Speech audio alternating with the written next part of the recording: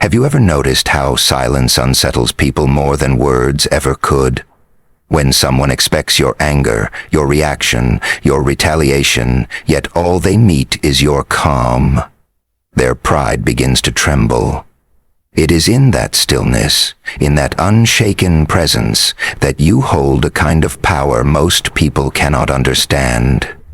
Machiavelli once warned that appearing stronger than you are often matters more than being stronger. But what happens when your strength isn't in the display of aggression, but in the refusal to be broken by it? Hatred thrives on attention, on your willingness to be dragged into its storm. A hater's sharpest weapon is not their insult, but their ability to make you doubt yourself. And yet, when you smile, not in mockery, but in quiet self-assurance, you disarm them without lifting a finger. That smile is not weakness. It is not surrender.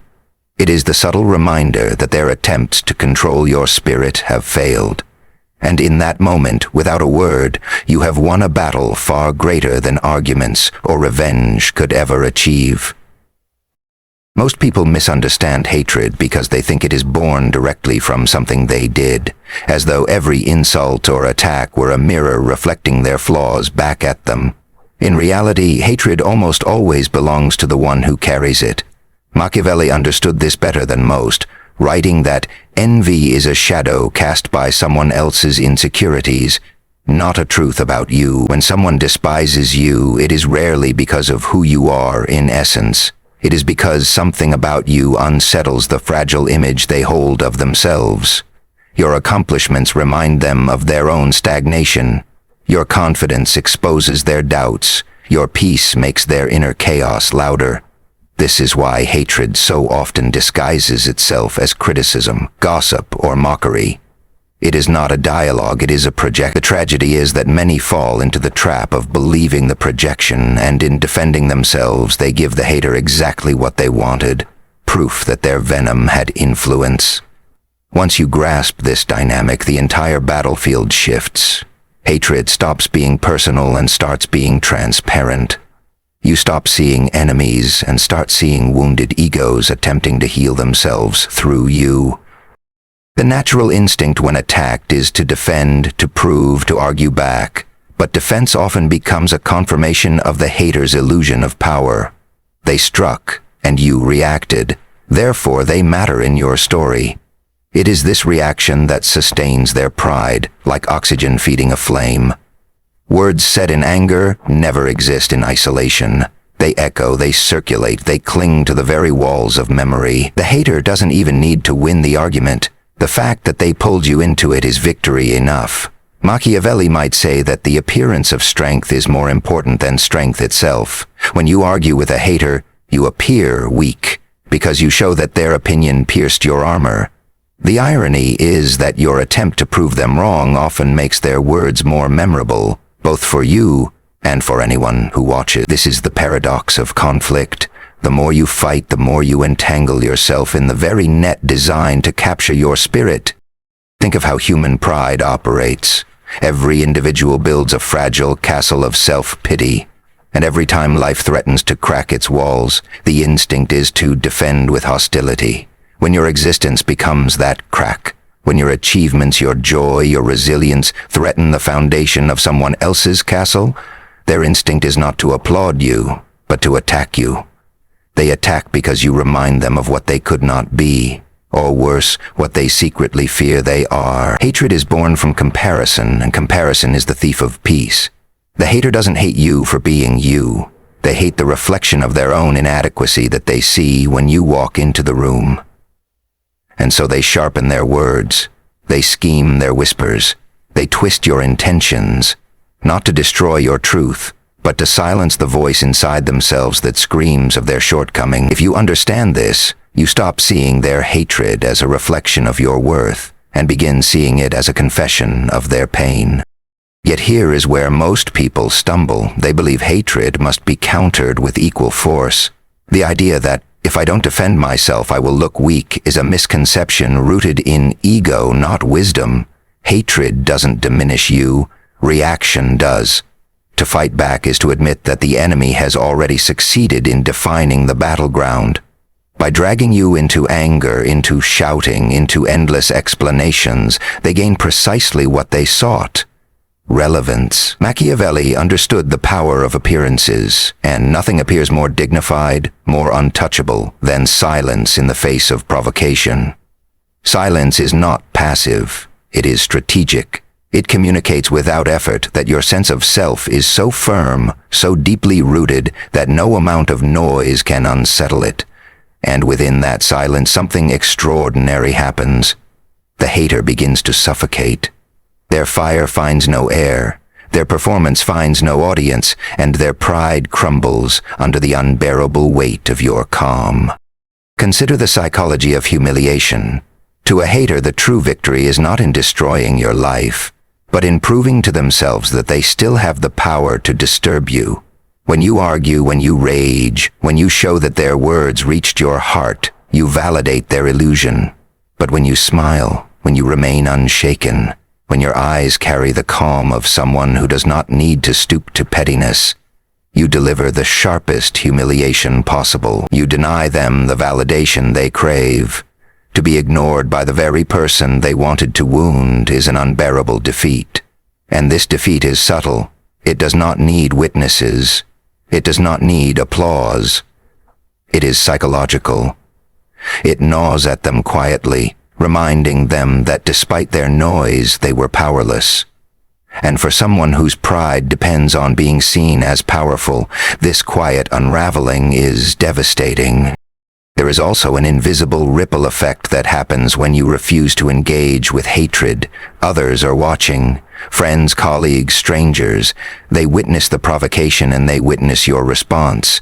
If you respond with equal venom, you blend into the chaos. You become indistinguishable from the one who attacked you. But if you respond with serenity, or with nothing at all, you rise above the noise.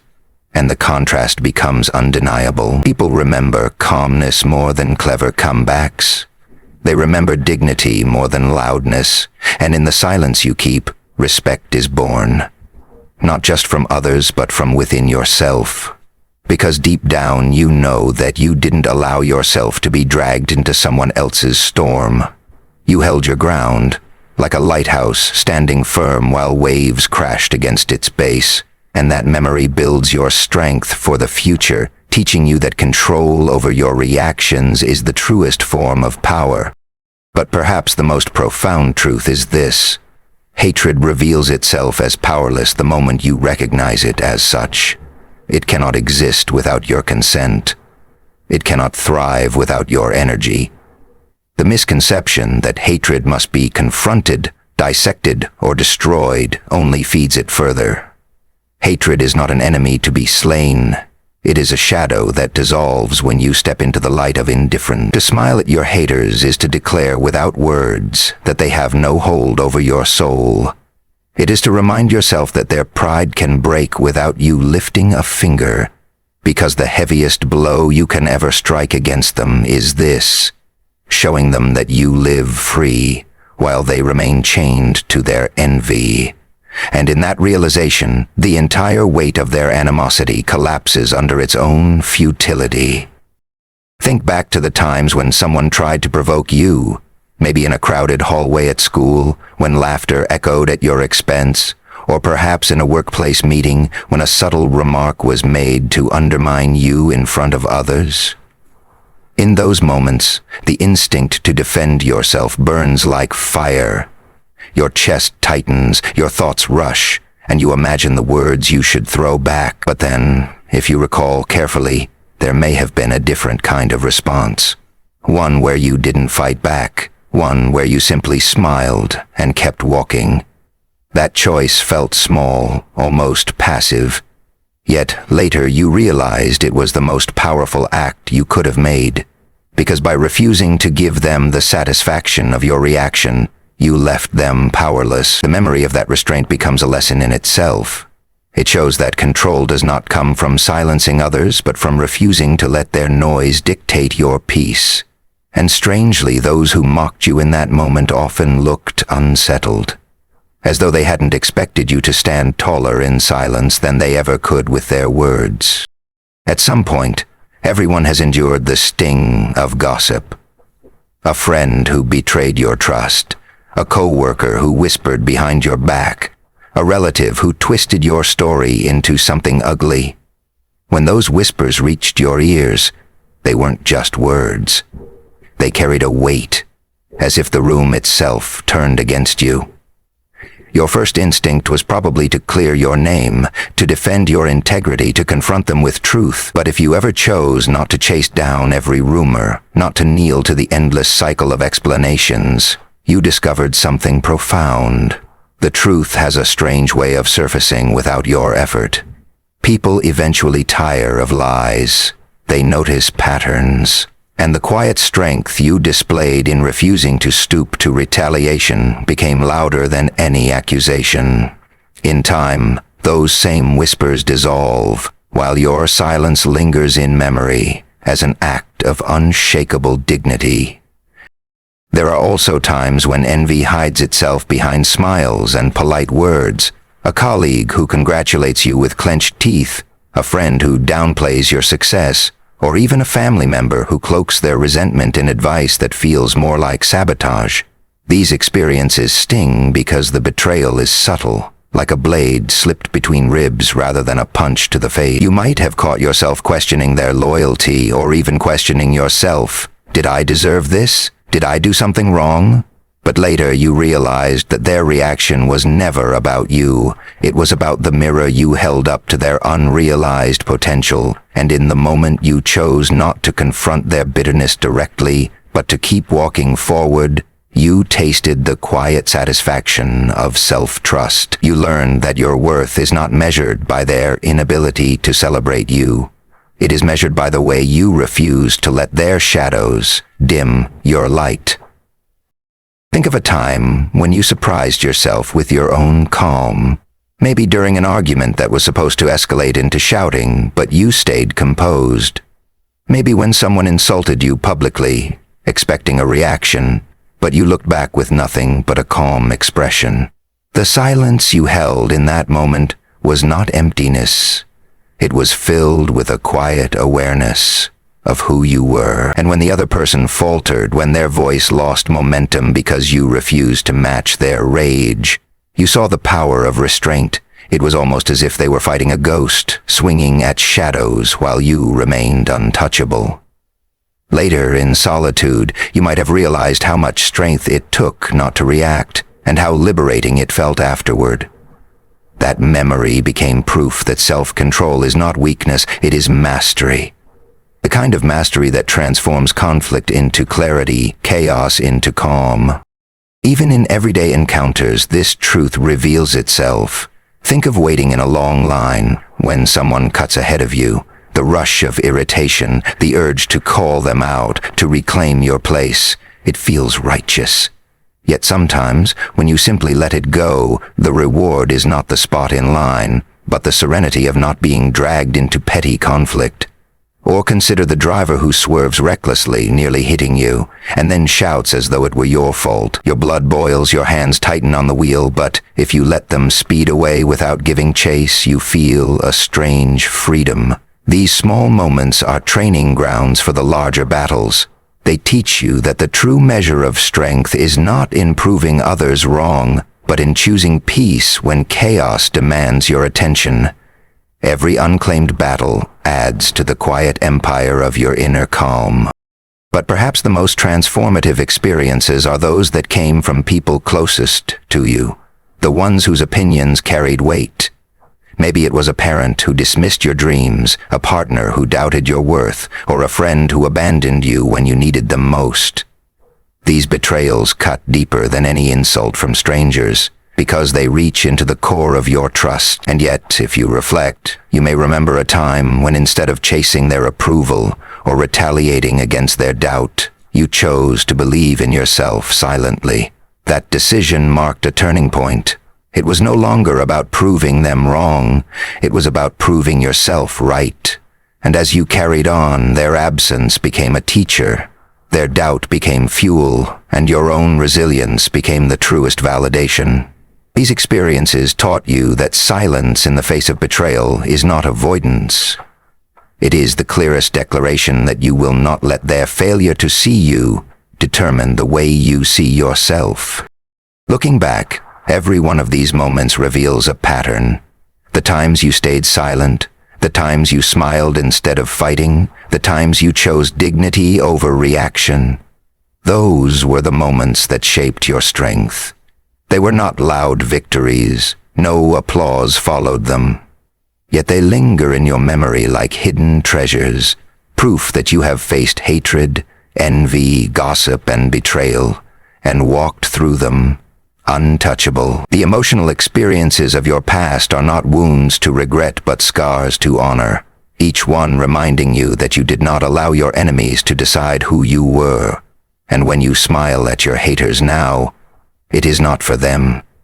It is for the person you became through every trial, every silent triumph, every decision to choose peace over pettiness. That smile is the story of your transformation, written without words. Strength is not always the loud, dramatic force the world teaches us to admire. Sometimes strength is quiet, invisible, known only to the person carrying it. It shows itself not in the ability to dominate others, but in the refusal to be dominated by circumstances. Imagine a mountain. Storms crash against it. Lightning strikes its surface, winds howl across its ridges, yet the mountain does not rise to fight the storm, it simply remains. That is the essence of inner strength, not a reactive energy, but a rooted presence. You have likely felt this in moments where life tried to bend you, where pain or betrayal threatened to break your spirit, but somehow you endured. You didn't collapse, even when no one noticed your effort. That endurance, though unseen, is the deepest form of awakening, because it is in surviving without recognition that you discover the well of resilience inside you, a well so deep that not even hatred or envy can drain it. And once you've tasted that resilience, you begin to understand that your silence and your scars are not marks of weakness. They are proof that you carry more power than the world realizes. Silence, when chosen consciously, is a form of light. It is not the absence of words, but the presence of clarity.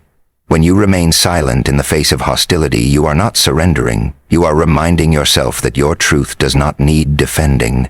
Like a candle in a dark room, your silence illuminates not by force, but by being. And within that glow, the insults hurled at you lose their weight. They pass through you as though you were transparent. And what remains is a serenity that unsettles those who hoped to disturb you. You may remember times when you held your tongue and afterward felt a calm satisfaction, almost as if you had risen above a trap designed to catch you. That calmness was light. That calmness was the awakening of your higher self, the part of you that refuses to reduce itself to the level of those who seek to pull you down. The smile you carry in those moments is not a mask.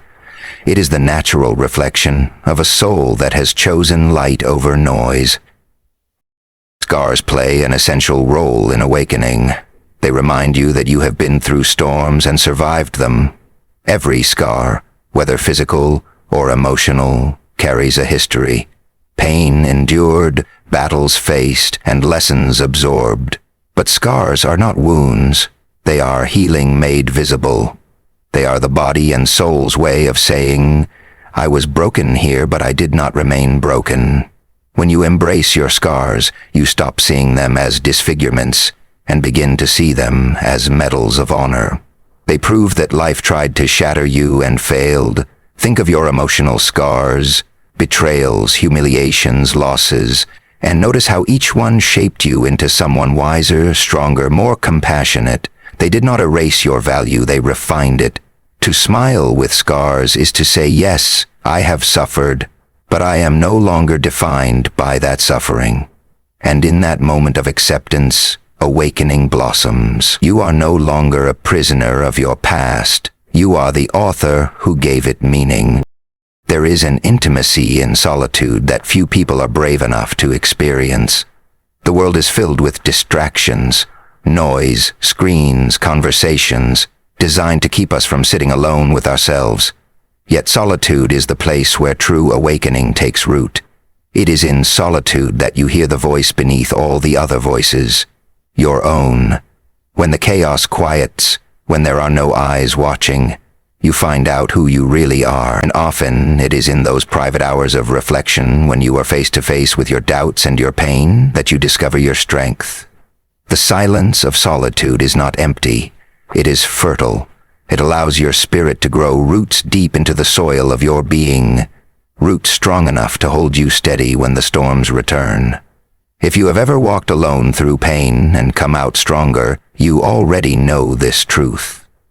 Solitude is not loneliness. It is the sanctuary where you learn to stand unshaken, even when the world collapses around you. Awakening is also the recognition that self-worth cannot be handed to you, it must be unearthed from within.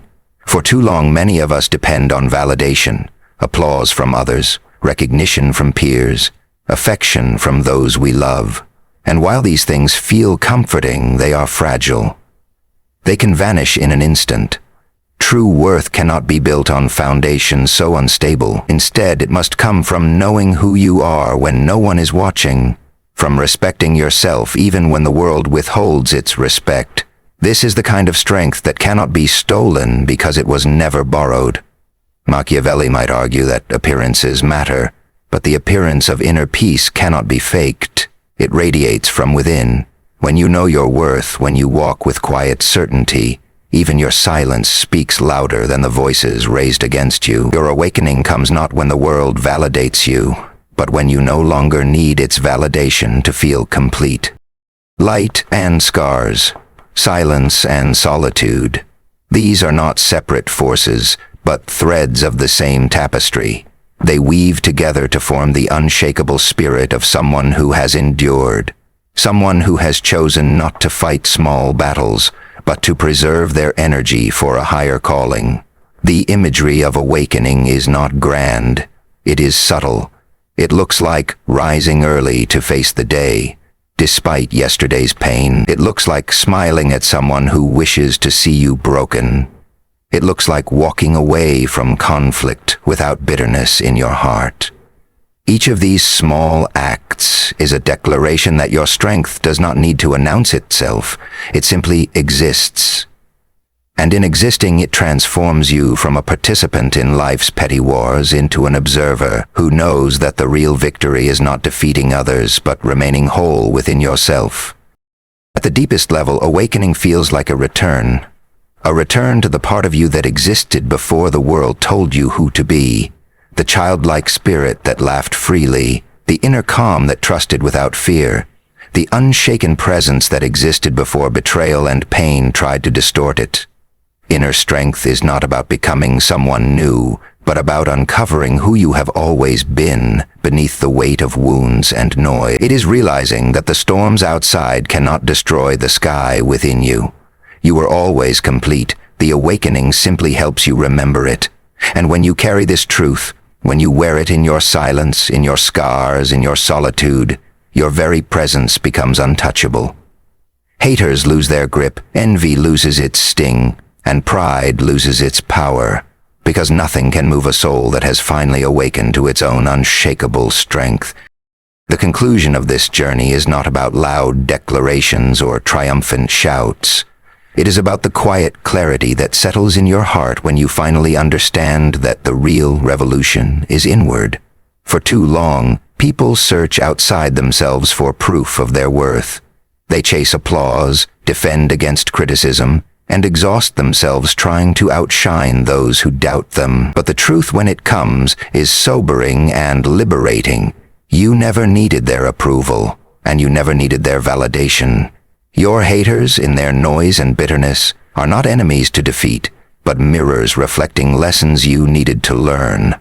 Their doubt taught you confidence. Their envy taught you humility.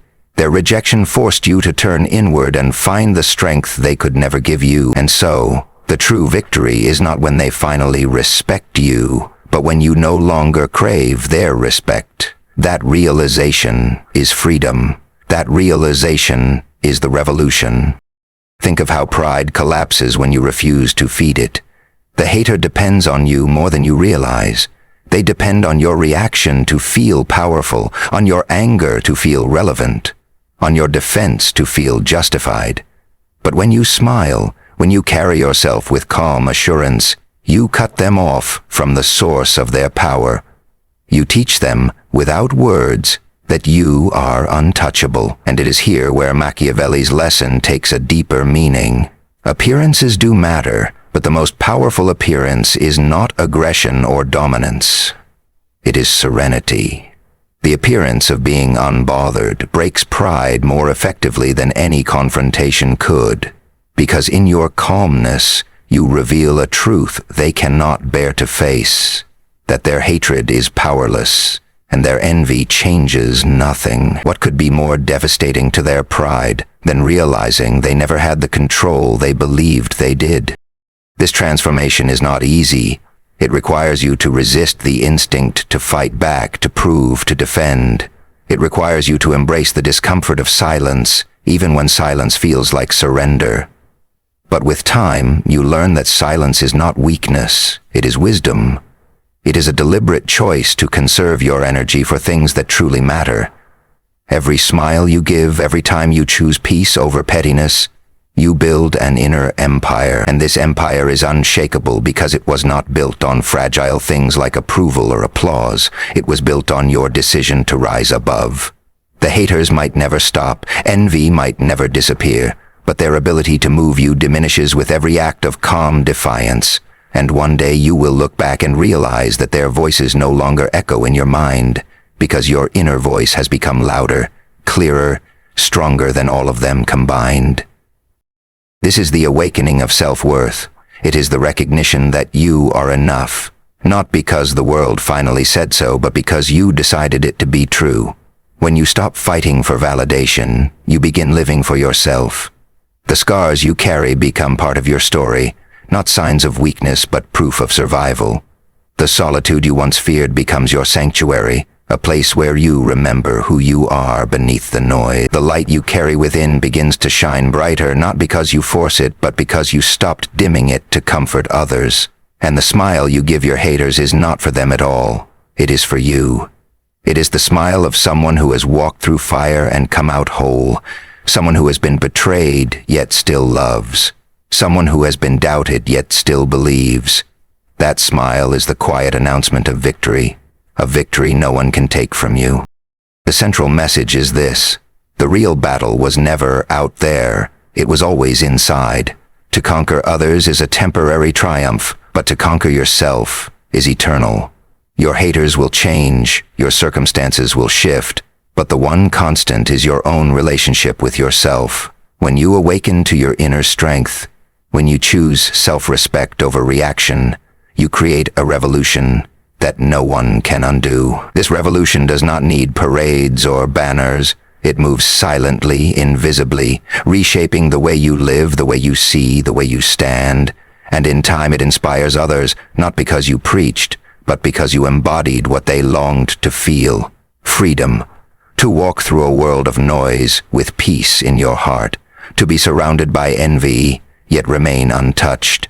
To carry scars, yet still smile. That is the true revolution, and it begins with you. So when you smile at your haters, remember this: it is not about them. It is not about proving them wrong or waiting for their applause. It is about affirming yourself, about declaring without words that you are whole, that you are free, that you will not be bent by bitterness or broken by pride. You do not need to fight them because the battle is already won. Their pride breaks not with your fists, but with your calmness. Their hatred crumbles not with your words, but with your silence. And the world will not remember the noise they made. It will remember the peace you carried. Walk forward, then, with your head high and your smile unshaken. Carry your scars as medals, your solitude as strength, your silence as wisdom. The revolution is within you, and it is unstoppable.